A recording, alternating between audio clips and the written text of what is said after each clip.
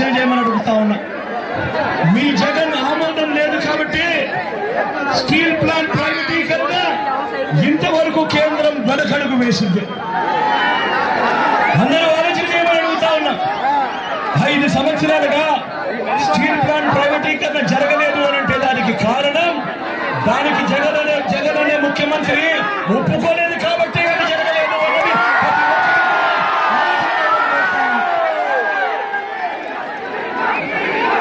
ఈ ఎన్నికల్లో కూడా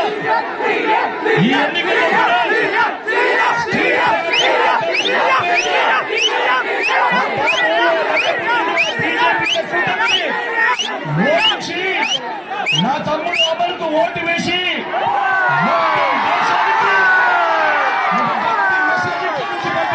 కోరుతా ఉన్నా.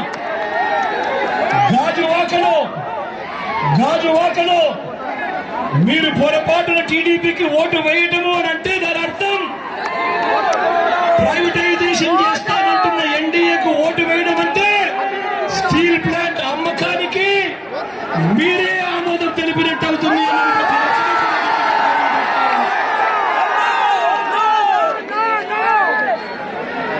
గాజువాకలో పొరపాటున టీడీపీ గెలిచిందంటే ఎన్డీఏ గెలిచిందంటే స్టీల్ ప్లాంట్ అమ్మకాన్ని ఎవ్వరూ కూడా ఆపడం సాధ్యం కాదు.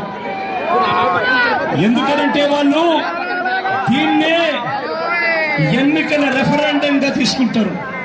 స్టీల్ ప్లాంట్ అమ్మకానికి ప్రజలందరూ మద్దతు తెలిపారు కాబట్టి తెలుగుదేశం పార్టీ అభ్యర్థి ఎన్డీఏ అభ్యర్థి గెలిచాడు అని చెప్పుకుంటారు. ప్రతి ఒక్కరూ కూడా ఆలోచన చేసుకోమని చెప్తా ఉన్నా. ప్రతి ఒక్కరూ కూడా గుర్తు పెట్టుకోమని చెప్తా ఉన్నా ఈ అంశాన్ని.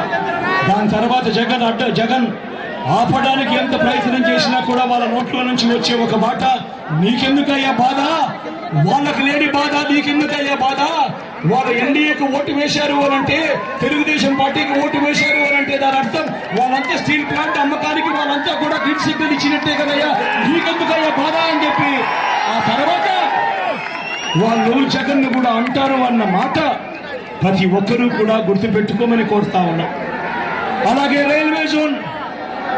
రైల్వే జోన్కు భూములు మనం ఇచ్చినా కూడా కావాలనేవి తీసుకోకుండా లిటిగేషన్ పెడతా ఉన్నారు. రైల్వే జోన్కు అర్థం ఆర్థికంగా నిలబడగలిగిన జోన్ అని కేవలం 2 బిల్డింగులు కట్టి మమ అనిపించడం వల్ల ఎవరికి ప్రయోజనం ఉండదు. మనం వీళ్ళు చేస్తా ఉన్నది కూడా అలాంటి దొంగ ప్రేమే మనం ఎంత చూపిస్తా ఉన్నారు అన్నది ప్రతి ఒక్కరూ